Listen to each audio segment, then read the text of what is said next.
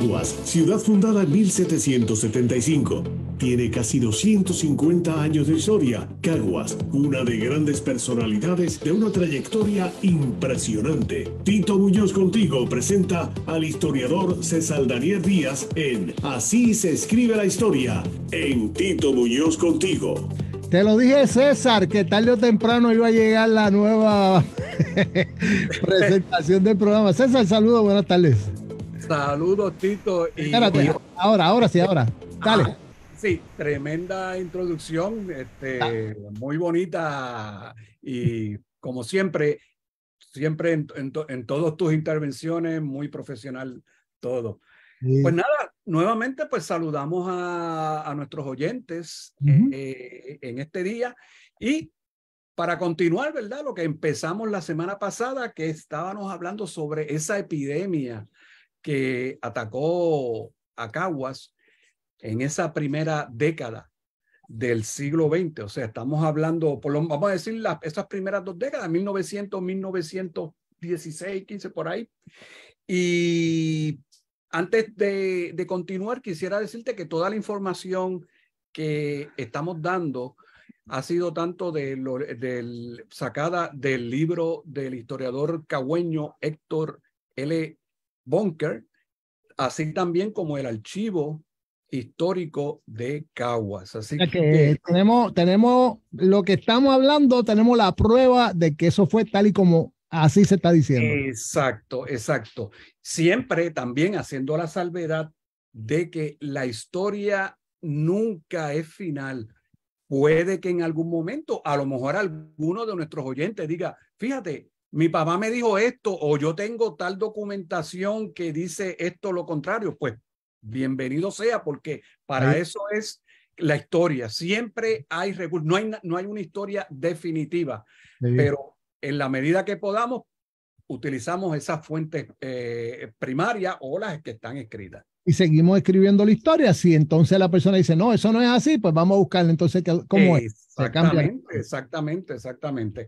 Pues mira, Tito, a modo de resumen, habíamos dicho que con la llegada del gobierno norteamericano, según el historiador Bunker, pues se hicieron maravillas, ya que en cuestión de la salubridad de Caguas, enfermedades como la anemia, la viruela, fueron reducidas grandemente. Sin embargo, la ciudad carecía de acueductos y alcantarillado, y no fue hasta la segunda década del siglo XX que Caguas tuvo al fin esos dos tipos de estructuras necesarias para el nuevo siglo.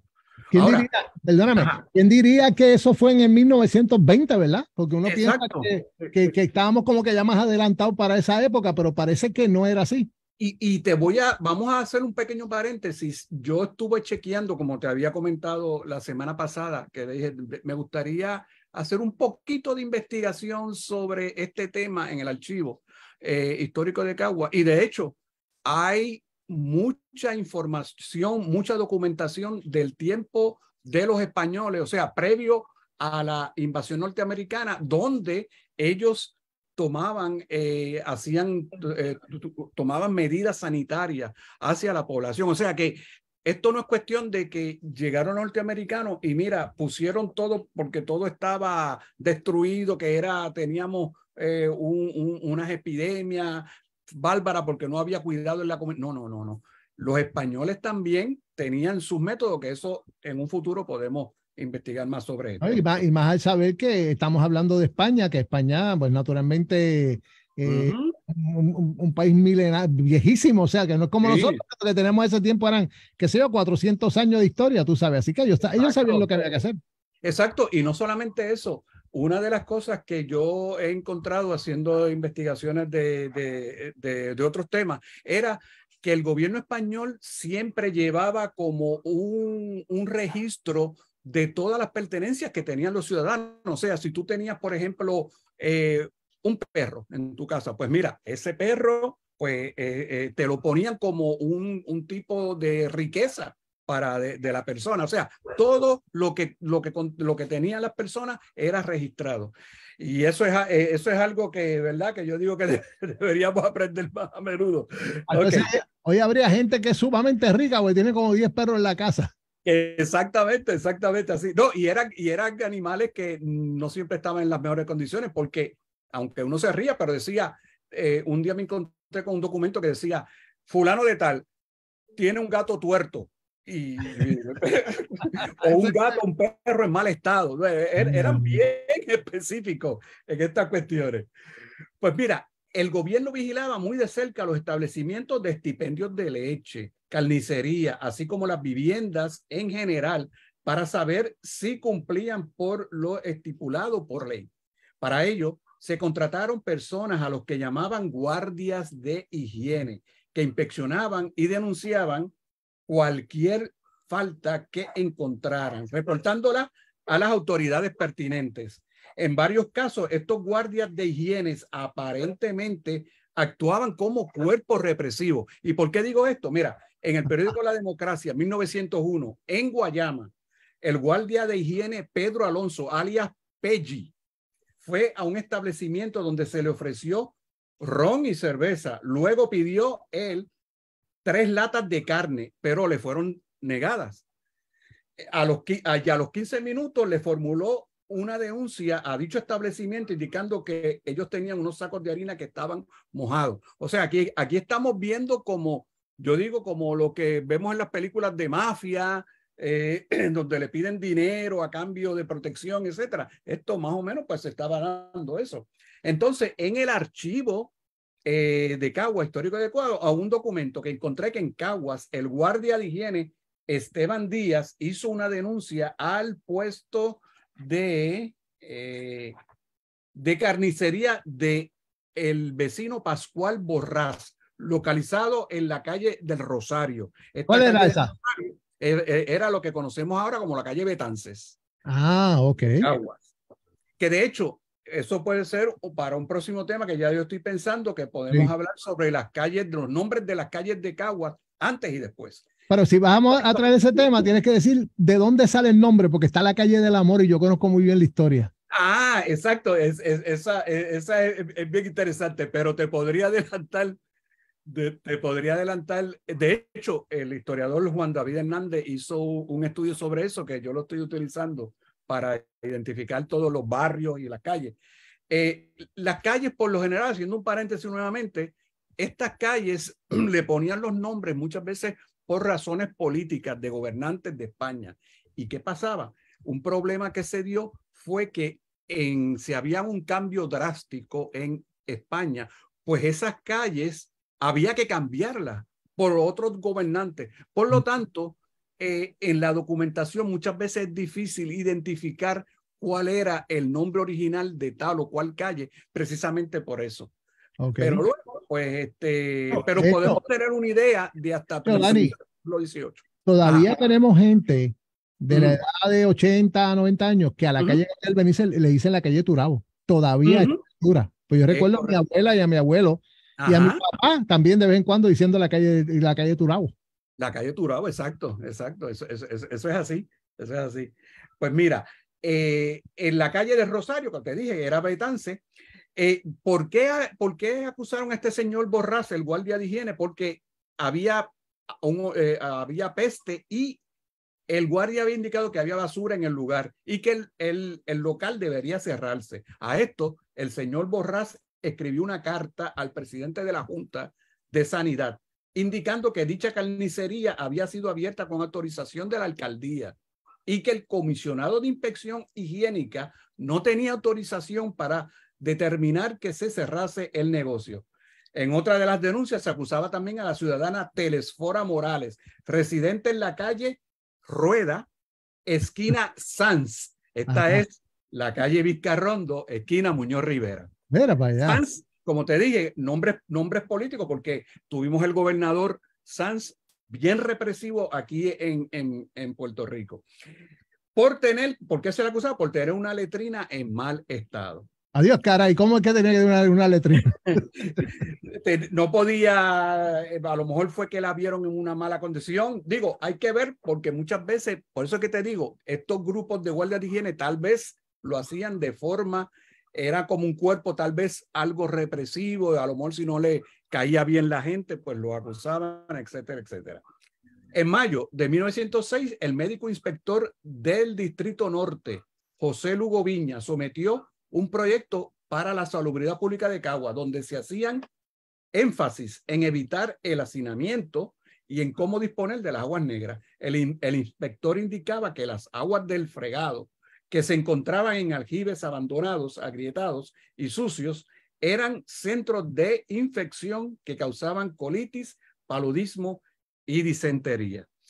Es interesante en este documento porque hasta el propio inspector hace un diagrama de un aljibe que se podía utilizar, y yo pensando también, mira, a lo mejor en algún escrito, en algún libro se puede utilizar este tipo de material.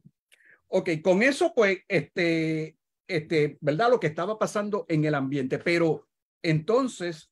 Te pregunto, Dani, por casualidad en el estudio que hiciste en la investigación, sí. no determinaba a estas personas, por ejemplo, que tú acabas de mencionar que lo estaban multando y eso, no determina qué multa era para efecto de yo tener una idea en mi curiosidad de siempre. Pues mira, como podía darse de dos modos. Podía darse a nivel de pagar una multa, ¿verdad? En dinero, o podía ser cárcel. ¿En serio? Wow. Sí, ahí podía acercarse, dependiendo, ¿verdad? De cómo era, ¿verdad? La situación. Entonces, ¿qué era lo que decían? Que nos habíamos quedado también en eso, de lo que era lo que decían los periódicos. Correcto. El 13 de diciembre de 1907, el periódico El Boletín Mercantil describe, titular, un horror, las noticias que se recibían desde Caguas por el estado nauseabundo que existe en la ciudad. Se informa de sobre 71 casos de fiebre debido a la epidemia de tifus. Tan tétrica era la situación en cuanto a la salud de Caguas que el superintendente de Sanidad indica que es el villorrio más sucio, el villorrio más sucio es más limpio que Caguas, así que imagínate. Es un villorrio, para yo saber. Exacto.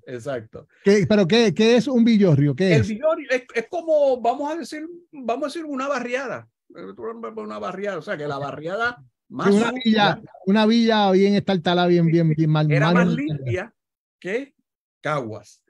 El boletín culpa a las autoridades locales de la ciudad criolla como responsable del desastre sanitario. Menos sensacionalista, de hecho, fue el periódico La Democracia, que se publicó en Caguas entre 1900 a 1904, donde reportando la situación de sanidad en Caguas, en su edición del 14 de diciembre de 1907, señala medidas que ha tomado la Junta Superior de Sanidad para atacar la epidemia de las fiebres en la ciudad. Estas fueron la clausura del cementerio, el cierre del caño, donde se echan los desperdicios de las letrinas que van al río, expropiar terrenos para extender el caserío y evitar hacinamiento y limpieza y saneamiento de la población en general. Con el titular, la cloaca máxima, Caguas, una población inmunda, el Boletín Mercantil publica el 18 de diciembre de 1907 un informe del superintendente de Sanidad donde se indica las investigaciones que se están dando para investigar el porqué de las fiebres que azotaban la ciudad. El informe indica que como resultado de la industria tabaquera, el número de obreros se triplicó grandemente y que tuvo como resultado el hacinamiento desmedido. Wow. Es decir.